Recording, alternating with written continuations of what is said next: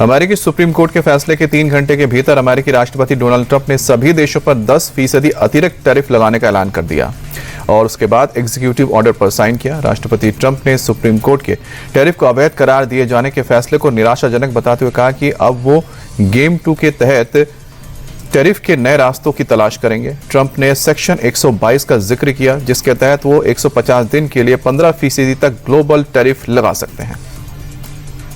राष्ट्रपति ट्रंप ने टैरिफ के मुद्दे पर अमेरिकी सुप्रीम कोर्ट के फैसले को राजनीतिक दबाव में लिया गया शर्मनाक फैसला बताया। राष्ट्रपति ट्रंप ने कोर्ट पर विदेशी ताकतों के सामने झुकने का आरोप लगाते हुए कहा कि कोर्ट में उनकी बात नहीं सुनी गई। ट्रंप ने कहा कि उन्होंने टैरिफ के जरिए करीब 35 मिलियन लोगों की जान बचाई। 4 साल पहले इस तरह के फैसले के बारे में कोई सोच भी नहीं सकता था। साथ ही ट्रंप ने एक बार फिर से टैरिफ के जरिए 8 युद्ध को रुकवाने का जिक्र किया। अमेरिकी सुप्रीम कोर्ट ने राष्ट्रपति डोनाल्ड ट्रंप के टैरिफ को गैर कानूनी घोषित कर दिया है। कोर्ट ने कहा है कि ट्रंप ने दुनिया के तमाम देशों पर जो टैरिफ वाले फैसले लिए वो उनके इमरजेंसी पावर का इस्तेमाल गलत था। ट्रंप ने जिस कानून का इस्तेमाल किया वो कानून उन्हें यह अधिकार नहीं देता है। सुप्रीम कोर्ट ने ट्रंप के टैरिफ लगाने के तरीकों को भी गलत बताया। दिल्ली के भारत मंडपम में चल रहे एआई समिट में टी-शर्ट उतारकर प्रदर्शन करने के मामले में गिरफ्तार किए गए 4 आरोपियों को आज सुबह 10 बजे पुलिस पटियाला हाउस कोर्ट में पेश करेगी। यूथ कांग्रेस के चारों कार्यकर्ताओं को पुलिस ने रात में मंदिर मार्ग थाने में तिलक मार्ग के थाने में शिफ्ट कर दिया। प्रदर्शनकारियों के खिलाफ तिलक मार्ग थाने में ही 10 अलग अलग मामले में एफआईआर दर्ज हुई है। सभी आरोपियों पर नॉन बेलेबल सेक्शन में केस दर्ज हुआ है। एआई इंपैक्ट समिट में यूथ कांग्रेस के शर्मनाक प्रदर्शन के खिलाफ बीजेपी ने मोर्चा खोल दिया। बीजेपी के सीनियर लीडर्स आज सुबह 10 बजे दिल्ली में कांग्रेस हेडक्वार्टर का घेराव करेंगे। बीजेपी ने यूथ कांग्रेस के प्रदर्शन को साजिश करार दिया और आरोप लगाया कि इस प्रदर्शन की पूरी प्लानिंग राहुल गांधी के घर पर की गई थी। बीजेपी के यूथ विंग ने कल भी राहुल गांधी और कांग्रेस अध्यक्ष मल्लिकार्जुन खड़गे के खिलाफ नारेबाजी की है। आरएसएस के मानहानि केस में राहुल गांधी आज सुबह 11:15 बजे ठाणे जिले के भिवंडी कोर्ट में पेश होंगे। राहुल गांधी को कोर्ट ने बेल के लिए एक नया जमानतदार लाने का आदेश दिया है क्योंकि उनके पुराने जमानतदार का निधन हो चुका है। राहुल गांधी ने 2014 के आम चुनाव के प्रचार के दौरान भिवंडी की एक जनसभा में आरएसएस पर महात्मा गांधी की हत्या में शामिल होने का आरोप लगाया था। पीएम मोदी और सीएम योगी आज शाम को 5 बजे ग्रेटर नोएडा में उत्तर भारत की पहली सेमीकंडक्टर यूनिट की आधारशिला रखेंगे। ये परियोजना भारत में हाई एंड मैन्युफैक्चरिंग और सेमीकंडक्टर इकोसिस्टम को बढ़ावा देगी। पीएम मोदी वीडियो कॉन्फ्रेंसिंग के जरिए प्रोग्राम में शामिल होंगे और जनसभा को संबोधित भी करेंगे। बंगाल में चुनाव से पहले एसआईआर पर जबरदस्त घमासान मचा हुआ है। चुनाव आयोग बनाम राज्य सरकार की किचकिच पर सुप्रीम कोर्ट ने कड़ा फैसला लिया। प्रक्रिया में गड़बड़ी को लेकर न्यायिक अधिकारियों की नियुक्ति का ऑर्डर दिया गया। राज्य सरकार को हाईकोर्ट से जुड़े अधिकारियों को शामिल करना होगा। कोर्ट ने आरोपियों की सियासत को गैर जरूरी करार दिया है और चुनाव आयोग के अधिकारियों पर हुए हमले को लेकर डीजीपी से हलफनामा पेश करने को कहा है। मेरठ में आरएसएस प्रमुख मोहन भागवत ने खिलाड़ियों के साथ संवाद की बड़ी बातें कही हैं। उन्होंने कहा कि भारत हिंदू राष्ट्र की संकल्पना नहीं है, ये हिंदू राष्ट्र है क्योंकि हम सांस्कृतिक राष्ट्र हैं। मोहन भागवत ने कहा कि हिंदू कोई जाति नहीं है, ये तो एक विशेषण है। भागवत ने एकता पर भी बात की। उन्होंने कहा कि जब जब हमारी एकता में कमी आई है तब तब भारत संकट में आया है। यूपी विधानसभा में मुख्यमंत्री योगी आदित्यनाथ एक्टिंग मोड में नजर आ रहे हैं। योगी ने कहा है कि हमारी सरकार ने विकास की नई इबारत को लिखा है, प्रति व्यक्ति आय में इजाफा किया है, लेकिन सपा राज में प्रदेश अराजकता का गढ़ बना था। आज दुनिया भर के निवेशक यूपी पर भरोसा करते हैं। एआई समिट में कांग्रेस के प्रदर्शन को सीएम योगी ने शर्मनाक बताया। योगी ने कहा कि हमारी सरकार देश को एआई हब बना रही है, लेकिन कांग्रेस देश की कीमत पर सियासत कर रही है। यूपी के शिक्षा मित्र और इंस्ट्रक्टर्स को सरकार ने बड़ी सौगात दी है। अप्रैल से शिक्षा मित्रों की सैलरी 18,000 रुपए की जाएगी, वहीं इंस्ट्रक्टर्स को 17,000 रुपए हर महीने मिलेंगे। 5 लाख रुपए का कैशलेस इलाज भी दिया जाएगा। योगी आदित्यनाथ ने विधानसभा में इसका ऐलान किया। प्रदेश सरकार का फोकस शिक्षा के क्षेत्र को मजबूत करने पर है। इससे 1,43,000 से ज्यादा शिक्षा मित्रों को फायदा होगा। मथुरा में बीती रात पुलिस की एक बदमाश के साथ मुठभेड़ हो गई। जवाबी कार्रवाई में बदमाश गोली लगने से घायल हो गया, जिसे इलाज के लिए अस्पताल में भर्ती किया गया है। पुलिस के मुताबिक चेकिंग के दौरान खुद को घिरता देख बदमाश ने पुलिस पर फायरिंग की है। इस दौरान पुलिस की तरफ से हुई जवाबी कार्रवाई में बदमाश घायल हो गया। मौके से एक मोटरसाइकिल और एक तमंचा भी बरामद हुआ है। लखनऊ में एक बैंक कर्मी की पत्नी के साथ चेन स्नैचिंग की वारदात में पुलिस को बड़ी कामयाबी मिली है। पुलिस ने मुठभेड़ के दौरान बाइक सवार बदमाश को गिरफ्तार किया। जवाबी कार्रवाई में बदमाश घायल हो गया, जिसे इलाज के लिए अस्पताल भेजा गया है। बदमाश के पास से तमंचा और एक चेन बरामद हुई है। पुलिस के मुताबिक बदमाश पर कई गंभीर धाराओं में केस दर्ज है। कानपुर देहात में हुए एक दर्दनाक सड़क हादसे में 4 लोगों की मौत हो गई, जबकि 6 लोग घायल हो गए। हादसा उस वक्त हुआ जब एक गाड़ी बेकाबू होकर तालाब में गिर गई। स्थानीय लोगों और पुलिस की मदद से मौके पर राहत और बचाव का अभियान चलाया गया है। घायल हुए लोगों को अस्पताल में भर्ती कराया गया। इलाज के बाद सभी लोगों की हालत खतरे से बाहर बताई जा रही है। फिलहाल पुलिस मामले की जांच कर रही है और शवों को पोस्टमार्टम के लिए भेजा है। झांसी में पेट्रोल पंप पर उस वक्त अफरा तफरी मच गई जब पेट्रोल भरवाने से पहले एक कार के बोनेट से अचानक धुआं उठने लगा और देखते ही देखते आग सुलग उठी। मौके पर मौजूद कर्मचारियों ने तेजी दिखाते हुए फायर ब्रिगेड और सिलेंडर के जरिए पानी छिड़काव किया और समय रहते इस आग को काबू में कर लिया, जिससे बड़ा हादसा टल गया। राहत की बात तो यह रही कि कार में सवार सभी लोग पूरी तरह से सुरक्षित हैं। हादसा सीसीटीवी में कैद हुआ है। हरियाणा के अंबाला में कपड़े की मार्केट में आग लगने से हड़कंप मच गया। दुकान में आग लगी और उसके बाद धू-धू कर लपटें उठती दिखी। लोगों की सूचना पर दमकल की टीम मौके पर पहुंची। कड़ी मशक्कत के बाद आग पर काबू पाया।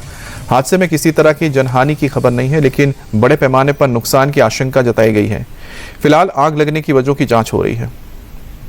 भोपाल में कार की छत पर चढ़कर स्टंट करने वाले श्रेष्ठ परमार को पुलिस ने गिरफ्तार किया है। 4 इमली इलाके में बीच सड़क पर स्टंट करते श्रेष्ठ का वीडियो वायरल होने के बाद पुलिस एक्शन में आई है। इस वीडियो में कार ड्राइवर श्रेष्ठ चलती कार का दरवाजा खोलकर छत पर चढ़ता नजर आया। पुलिस ने कार को भी जब्त कर लिया है।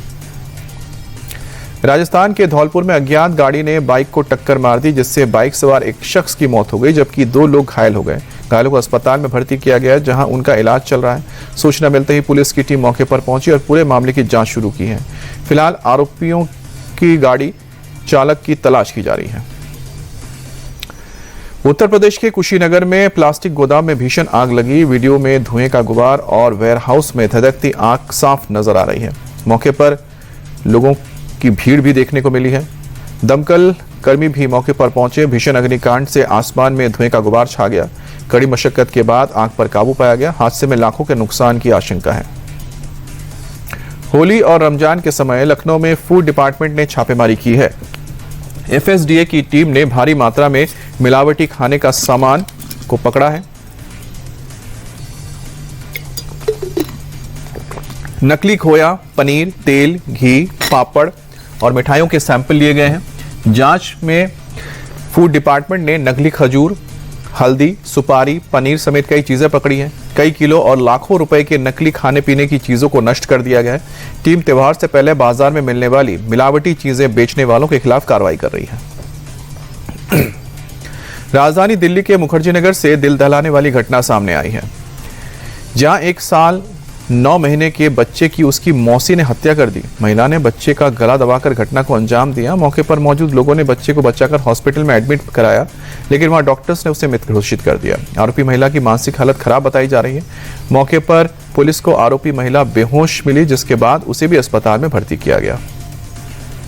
बिहार के रोहतास में एक प्रोग्राम से लौट रहे 5 लोगों की संदिग्ध मौत से सनसनी मच गई। मछिया गांव में 14 फरवरी को एक परिवार के तिलक समारोह में अलग अलग फैमिली से ये लोग पहुंचे थे। घर लौटने के बाद सभी की तबीयत खराब हो गई। जहरीली शराब को मौत का कारण बताया जा रहा है। एक डॉक्टर ने पोस्ट कर बताया कि मृतक के घर वालों ने इलाज को लेकर गलत जानकारी दी थी। कुत्ते के काटने से ऐसा हाल नहीं हो सकता है। अब पुलिस पोस्टमार्टम रिपोर्ट का इंतजार कर रही है। गुजरात के वलसाड के दर्दनाक सड़क हादसे में तस्वीरें सामने आई हैं। कपड़ाड़ा तहसील के कुंभ घाट पर कार और ट्रक के बीच टक्कर हुई। इस हादसे में 7 लोगों की जान चली गई।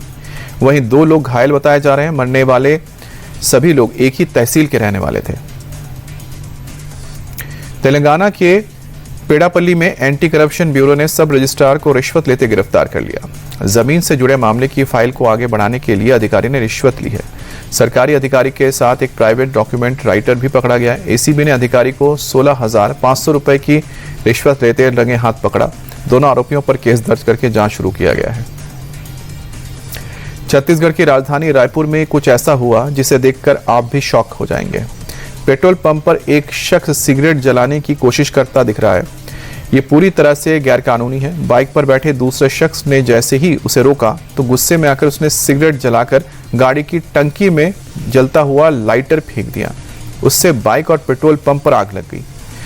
समय रहते स्टाफ की सूझबूझ से बड़ा हादसा टल गया। पुलिस ने दोनों युवकों को अरेस्ट कर लिया है। जयपुर में जल महल और मानसागर झील के ऊपर एयरफोर्स ने शानदार एयर शो किया।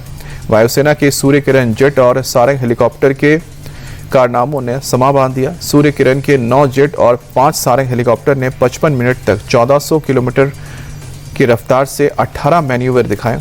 नाहरगढ़ की पहाड़ियों से निकलकर करीब 1000 फीट की ऊंचाई पर तिरंगे के धुएं के साथ जेट्स को जिसने भी देखा वो देखता ही रह गया।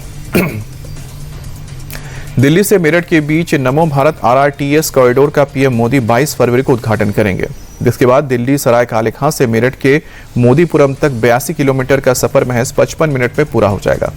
इस रूट पर नमो भारत करीब 160 किलोमीटर प्रति घंटे की रफ्तार से दौड़ेगी। शुक्रवार को ट्रायल रन के दौरान नमो भारत ने सराय काले खां से बेगमपुल तक का सफर 39 मिनट में तय कर लिया।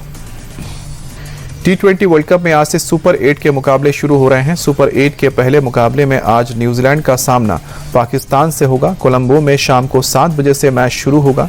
कैप्टन मिचेल स्टेनर की न्यूजीलैंड की टीम में वापसी होगी। पाकिस्तान की टीम फखर जमा और तेज गेंदबाज शाहीन शाह अफरीदी के प्लेइंग 11 में शामिल करने की बात सोच रही है। आर प्रेमदासा की पिच पर स्पिनर्स को मदद मिलने की उम्मीद है।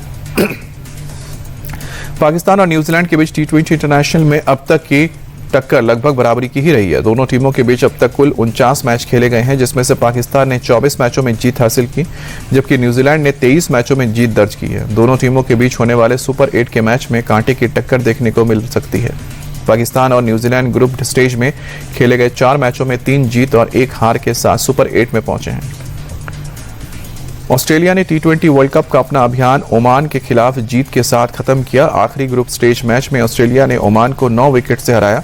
श्रीलंका के पेलेकल में पहले बैटिंग करने उतरी ओमान की टीम ने ऑस्ट्रेलिया को 105 रन का टारगेट दिया था, जिसे ऑस्ट्रेलिया ने 10वें ओवर में ही चेस कर लिया। ऑस्ट्रेलिया के लिए लेग स्पिनर एडम जाम्पा ने 4 विकेट लिए। ग्लेन मैक्सवेल और जेवियर बार्टलेट ने 2-2 विकेट लिए।